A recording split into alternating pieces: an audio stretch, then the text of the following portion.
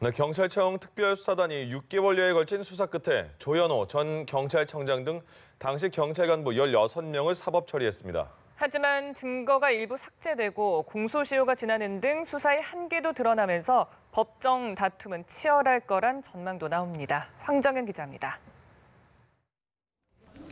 경찰청 특별수사단은 이명박 정부 당시 정부의 우호적인 댓글을 작성하도록 지시한 혐의로 조현오 전 경찰청장을 구속하고 관련자 10명을 불구속 입건했습니다. 이 가운데 일부는 기소 의견으로 검찰에 송치했습니다. 또 당시 대통령과 정부 정책에 비난성 댓글을 게시한 네티즌, 일명 블랙팬을 불법 감청한 혐의로 당시 본청 보안사이버수사대장 등 3명을 불구속 송치하고 군 관계자 2명을 수사 중입니다.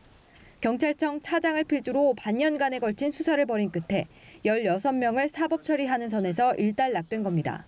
압수수색을 76회가량 실시하여 압수물 1,440점, 디지털 증거물 10,000여 점을 압수하였고 참고인 등 400여 명을 조사하였습니다. 하지만 수사 과정에서 조 전 청장을 제외한 나머지 간부급에 대한 구속영장이 잇따라 기각되면서 수사의 한계를 드러내기도 했습니다. 공소시효가 지나거나 증거가 일부 삭제된 탓에 적용 혐의와 대상 범위가 축소되는 결과를 낳기도 했습니다.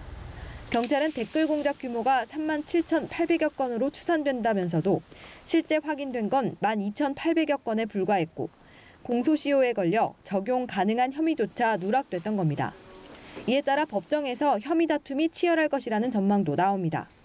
경찰은 사안의 중대성을 감안해 공조수사팀을 운영하는 한편 댓글 공작 지시자뿐 아니라 이행자에 대한 징계 적용도 검토 중이라고 밝혔습니다.